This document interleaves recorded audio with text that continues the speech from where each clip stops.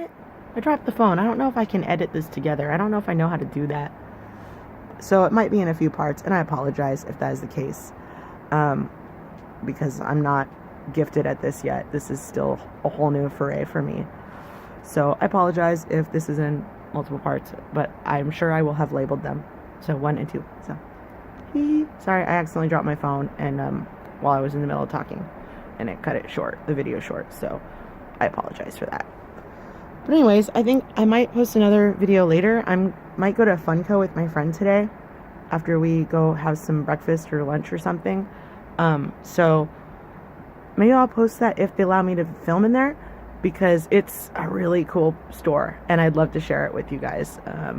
It's kind of like going to Universal Studios or something with some of the stuff they have. It's pretty badass.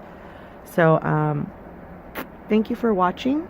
Thank you for also to my YouTube friends who have sent me the sweetest condolences about my cat, and even one of you offered to help pay for his cremation. Like that was unbelievable. I honestly wasn't expecting to hear anything like that, and that was really kind of you, and luckily I was able to get it covered. So maybe down the line, if something else comes up, we can work on that for the YouTube. But I'm not trying to ask for anything like that. But that is a beautiful gesture, and honestly, I was so desperate I would have taken it. I really screwed myself financially during this. I was trying so hard to get him medical help that I got a loan.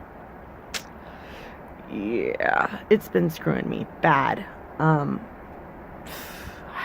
I just was so desperate to get him help, you know. I screwed myself. My account was actually overdraft from one of the payments. I called them for the next payment and said I can't pay that much, but I'm still probably going to be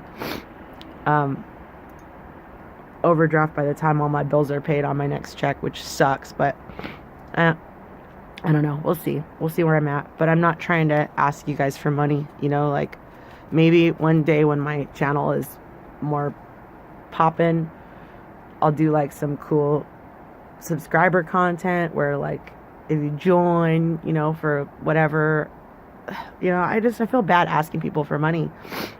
I really do. I had to do that a couple months ago. I was in a car accident and I didn't have insurance, and that's really screwing me too. I got it was my fault, which is the worst. I had not been in an accident since I was 19 years old, and I was tired that day. My boyfriend's mom had gone into surgery that morning. I worked, and I was on my way home, and I got distracted, and I plowed into someone in front of me, and they into them in front of them. So technically 2 cars that I have to deal with, and it's been a nightmare trying to deal with these people. And I'm still dealing with the court. I actually was supposed to get insurance by March, at the beginning of March, before I have to go to court. They said I wouldn't have to go in if I got the insurance, but I don't think I'm going to be able to afford to get car insurance, and I don't even have a working car right now. And I lost my second client, which is when I was originally dealing with the court. I had that second client, and because I don't have a car, she got rid of me. So that's fun. So that lost half my income,